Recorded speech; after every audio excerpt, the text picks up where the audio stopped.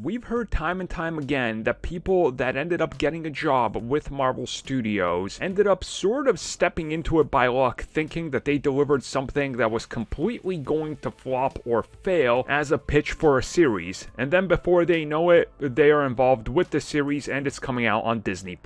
Which brings us to the writer of Loki.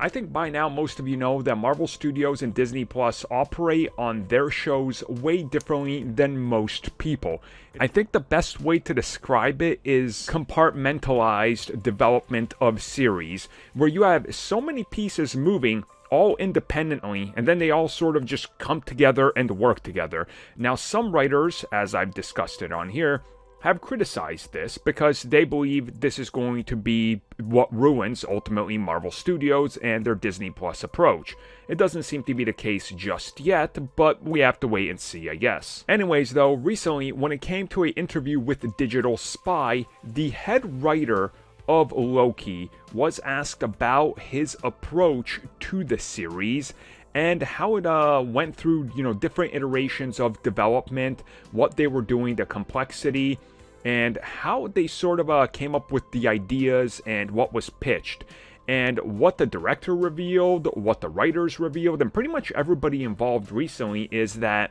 everything seemed a little more complex than they were trying to get across, and that they were terrified about pitching the idea and how far they could take it, because they just didn't know if they were going too outlandish or too insane, and that there was fear that this approach could honestly be what turns people away from it, and that they wouldn't get further than an initial pitch. And Michael Waldron specifically cited the TVA, this, galactic foundation of reality and time and space and how they operate was a intriguing thing to touch upon. And then you have to create the rules of it, and you have to write them all out, and you have to make sure that everything conforms to them, and then it doesn't go up against something that's going to be established somewhere else or is already established. And this is one of those criticisms where if you look at the CW and the way they handle time travel in one show, and then it doesn't affect anything in another one, and they're just doing their own thing, jumping through timelines, and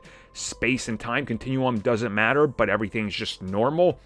that's a problem. They say, they were terrified about making those same types of mistakes that you see in other concepts and ideas, so they wanted to streamline it and make it understandable to the consumer, but also they had to be critical of themselves and look at this story on a realistic level and not hold back. And that terrified them, and they were worried, and they were conflicted because the complexity of everything seemed way too big. But they believe that by the end of the series, we'll understand how it works for the most part.